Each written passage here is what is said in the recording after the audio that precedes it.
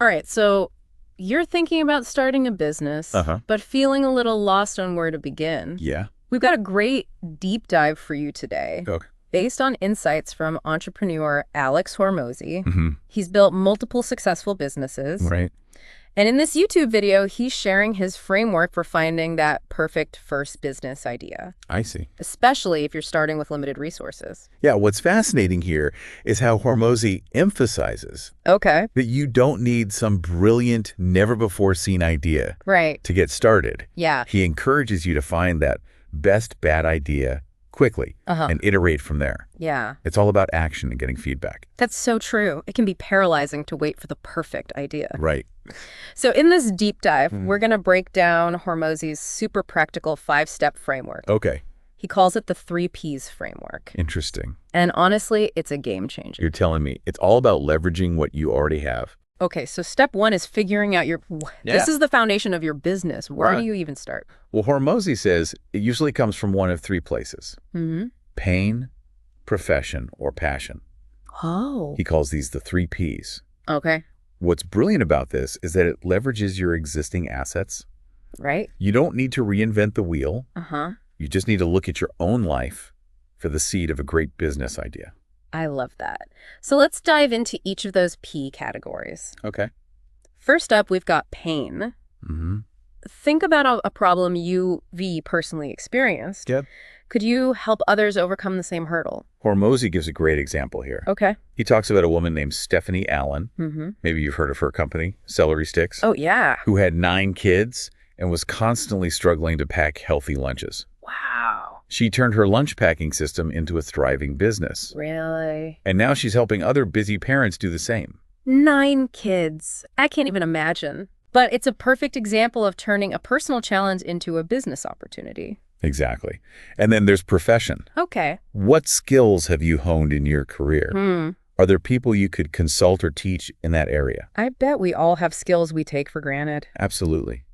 Hormozi highlights a registered dietitian who built $1 million business teaching others how to bill insurance. Wow. A skill she mastered out of necessity in her demanding hospital job. Right. Again, it's about recognizing the value of your specialized knowledge. It's amazing how often the things we think are just part of our job could actually be super valuable to someone else. Right. And then, of course, we have passion. Yeah. What are you genuinely interested in? Could be fitness, model cars, collecting vintage lunchboxes, literally anything. This is where you tap into what truly excites you. Right. Remember, Hormozi himself was obsessed with fitness. Yeah.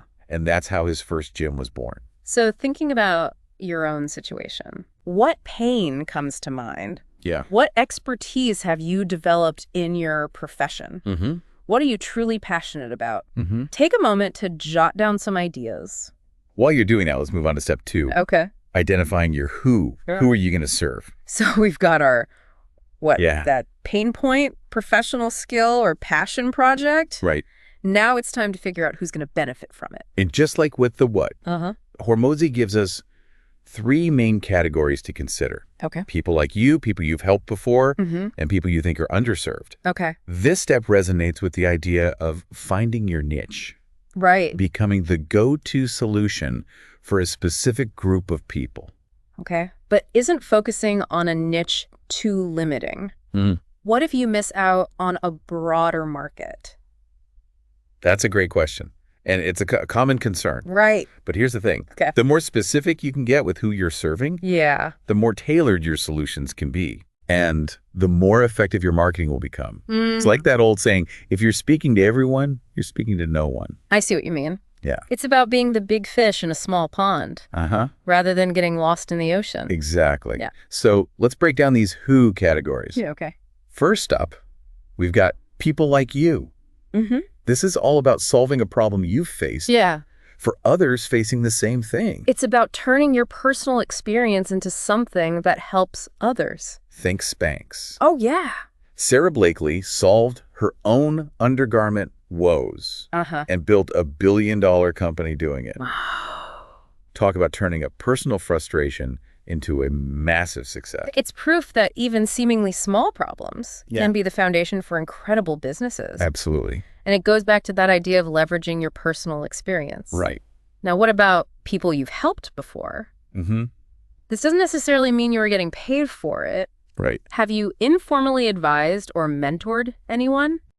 Maybe you've helped a friend with their resume. Yeah. Given someone fitness tips. Right. Or offered career advice.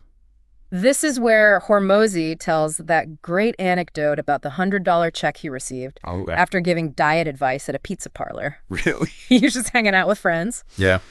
And this guy asked him about his workout routine. Oh. Hormozi gave him some tips. Mm-hmm. And a few weeks later, the guy sent him a check in the mail saying, "Thanks, man, I lost 10 pounds. Wow. What a story. Right.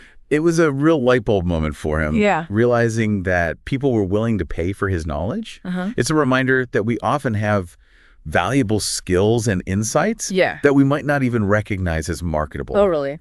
And finally, for the who, there's people you think are underserved. This is a bit more market research driven. Exactly. It's about spotting emerging trends and unmet needs. Okay. It might require more investigation and analysis. Right. But it can lead to discovering some really lucrative opportunities. Okay. Now, Hormozi actually makes a really interesting point about the power of having a niche focus when it comes to pricing. Okay, tell me more about that. He explains how a narrowly targeted product can command a higher price than a generic one. Okay. Think about it.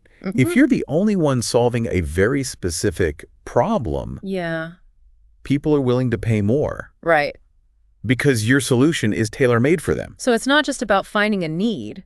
It's about finding a need that's underserved. Right. And then creating a solution that's specifically designed to meet that need. Exactly. And that niche focus allows you to position yourself as an expert. Okay. And charge a premium for your services. That makes so much sense. Yeah. So I guess the challenge is finding that sweet spot, a niche that's big enough to support a business, but specific enough that you can truly stand out. You got it. It's a balancing act. Yeah. But it's a balance worth striving for. Okay, so let's say we've nailed down our what and our who. What's next? Well, according to Hormozi, it's time to move on to step 3. Okay. Where you're going to nail down your how. All right. And this step is all about crafting your value proposition. What makes your solution stand out? Okay. And why someone should choose you over the competition. So how do we do that? This how actually has 2 parts. Okay. Part 1 focuses on the positive. Okay. What are the amazing benefits people get from working with you? Right. How is their life going to be easier, faster, more guaranteed, thanks to your product or service? Right. It's about selling the dream. Okay. And painting a picture of how much better their life will be with your solution in it. Okay. I like how this step encourages us to think about not just what we offer, but what we help people avoid. Exactly. That's a powerful motivator. So what about how, part 2? Part 2 flips the script. Now it's about what negative things your solution helps people avoid. What pain, struggles, or sacrifices are they spared thanks to you? That's a really interesting way to frame it. Yeah. It's not just about achieving something positive. It's about escaping something negative. Exactly. And to really nail down those pains and benefits, Hormozi gives us a very practical tip. Okay. Talk to your target audience. Oh, right. Ask them about their struggles, what they've tried before, what their ideal solution would look like. Okay. You'll get some incredible insights. That's such simple advice. Right. But so crucial. Yeah. Talking to potential customers is the best way to understand their needs and make sure your offering is truly hitting the mark. Okay, ready for step 4. Let's do it. This is where it all comes together. I'm ready to see how all these pieces fit together. Hormozi calls this putting it all together. Okay.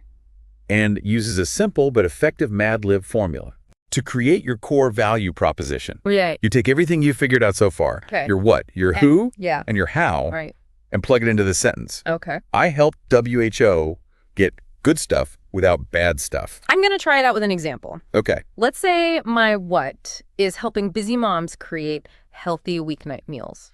Okay. My who is working moms with young kids who struggle with picky eaters.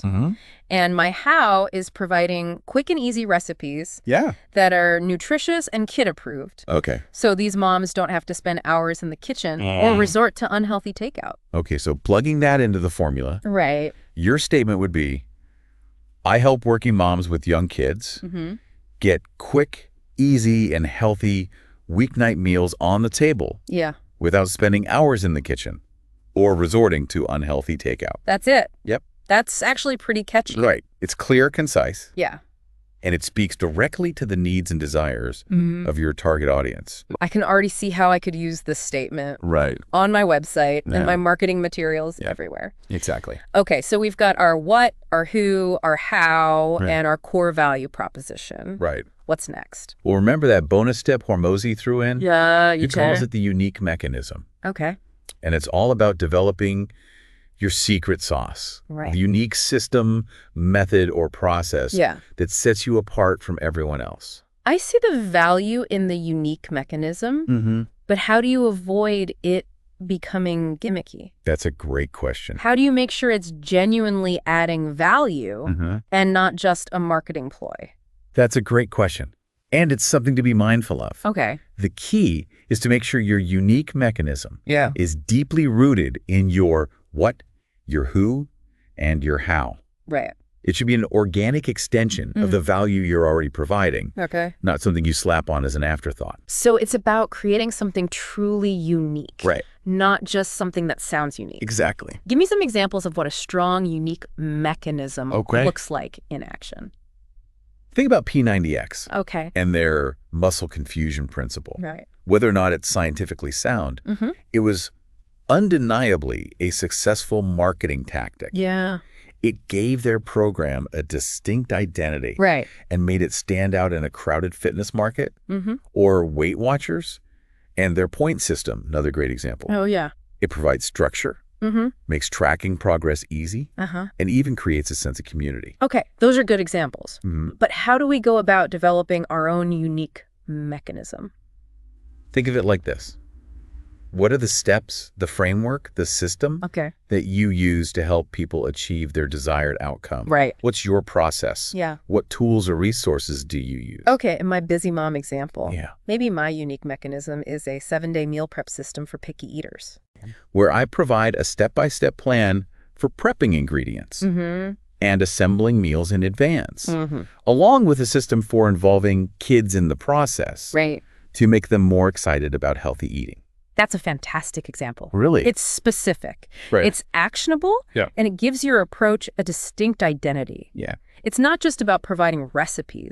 It's about providing a system that makes healthy eating easy and enjoyable for busy families. I like it. It feels like it takes my business to the next level. It absolutely does. And remember, a strong, unique mechanism can tap into psychological principles to make it even more effective. Like what?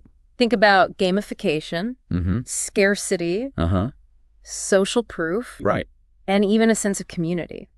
Okay, so my 7-day meal prep system could incorporate elements of gamification by awarding points for trying new vegetables or helping with meal prep. Yeah. And I could create a private Facebook group for moms to share tips and support each other. Exactly. I'm starting to see how this all comes together. That's great. You're already thinking strategically about how to make your unique mechanism as powerful as possible. Okay, so let's say we've gone through all 5 steps of Hormozi's framework.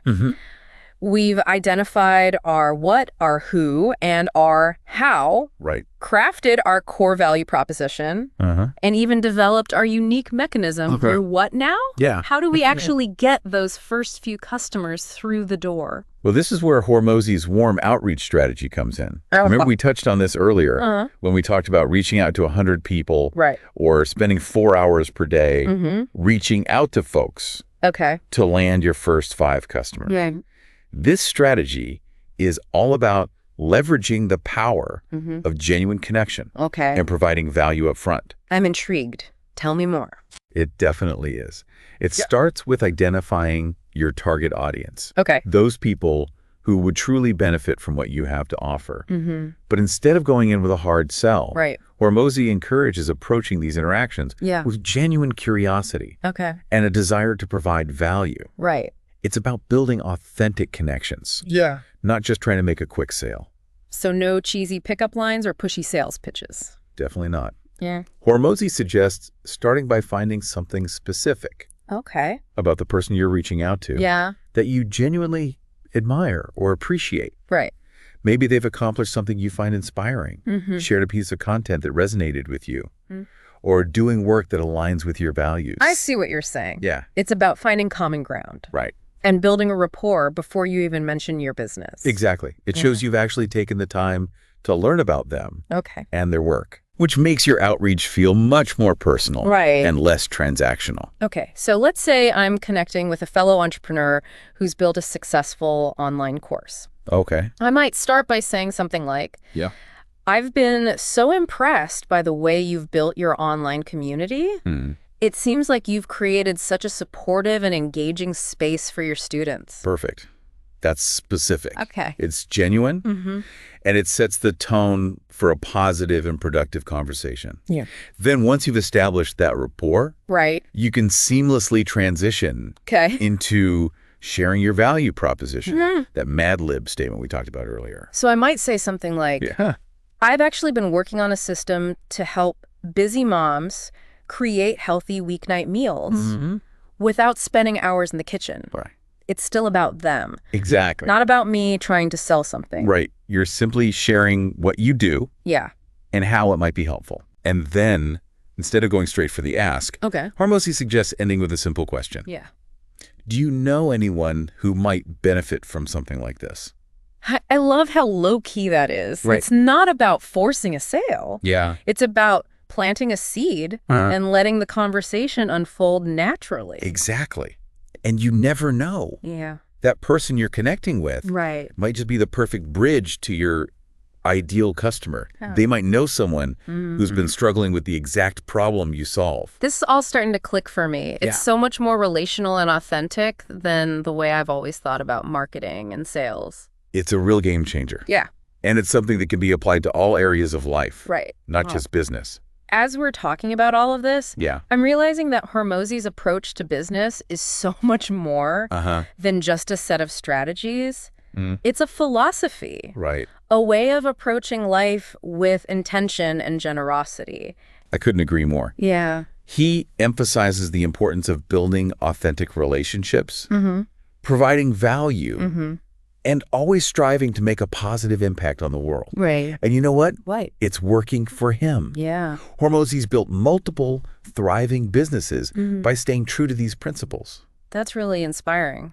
It's proof that you can be successful without compromising your integrity. Absolutely. And it all circles back to that mindset we talked about earlier. Building a successful business isn't just about having the right idea or the right strategy. It's about having the right mindset. The right values, and the right approach to building relationships. It's about being a good human.